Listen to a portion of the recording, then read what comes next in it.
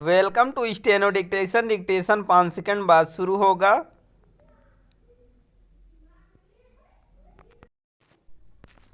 Start. अंतर्राष्ट्रीय विषयों पर चर्चा के मंच रायसीना डायलॉग में विदेश मंत्री एस जयशंकर ने लगातार दूसरे दिन सुरक्षा परिषद में सुधार के मुद्दे को उठाते हुए जिस तरह पश्चिमी देशों के प्रतिकूल रवैये के साथ चीन की अड़ंगेबाजी का पुनः उल्लेख किया, उससे यही स्पष्ट हुआ कि भारत इस मामले को छोड़ने वाला नहीं है।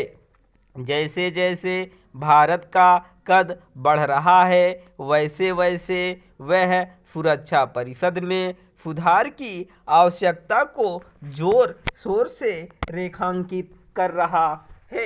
ऐसा करके वह यही प्रकट कर रहा है कि विश्व समुदाय सुरक्षा परिषद में भारत की अस्थायी सदस्यता के दावे की अनदेखी नहीं कर सकता।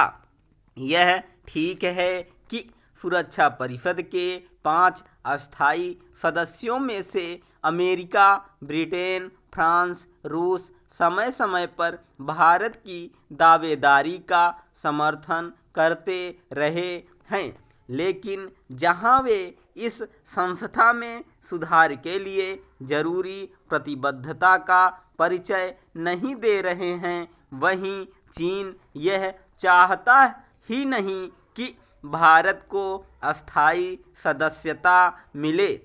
वह भारत के बढ़ते अंतर्राष्ट्रीय प्रभाव को सहन नहीं कर पा रहा है। इसी कारण भारतीय विदेश मंत्री ने यह कहने में संकोच नहीं किया कि सुरक्षा परिषद में सुधार की राह में सबसे बड़ी बाधा पश्चिमी देश नहीं हैं।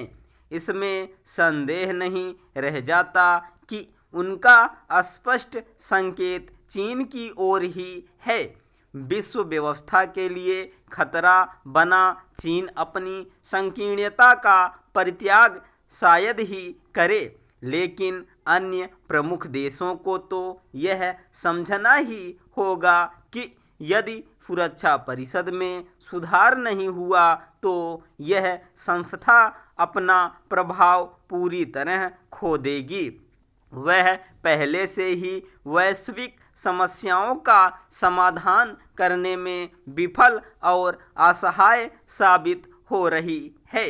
चूंकि विदेश मंत्री जयशंकर यह मान रहे हैं कि सुरक्षा परिषद में सुधार में लंबा समय लगेगा, इसलिए एक ओर जहां यह आवश्यक है कि भारत अंतर्राष्ट्रीय स्तर पर इस संस्था की अस्थायी सदस्यता पाने की कोशिश जारी रखे, वहीं दूसरी ओर अपनी आर्थिक क्षमता को बढ़ाने पर विशेष ध्यान दे।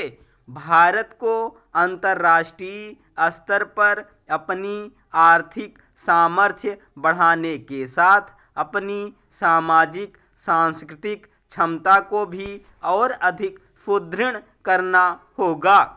जब भारत आर्थिक एवं सामाजिक रूप से और अधिक सक्षम बनेगा, तब विश्व के बड़े देशों के लिए उसकी अनदेखी करना कठिन हो जाएगा। जैसे सरकार के लिए यह सुनिश्चित करना आवश्यक है कि भारत की आर्थिक ताकत बढ़े, उसी तरह भारतीय उद्योग जगत को भी चीनी कंपनियों की तरह अपना अंतर्राष्ट्रीय प्रभाव और बढ़ाना होगा। यह समय की मांग है कि अधिकाधिक भारतीय कंपनियों की गिनती विश्व की बहुराष्ट्रीय कंपनियों में हो।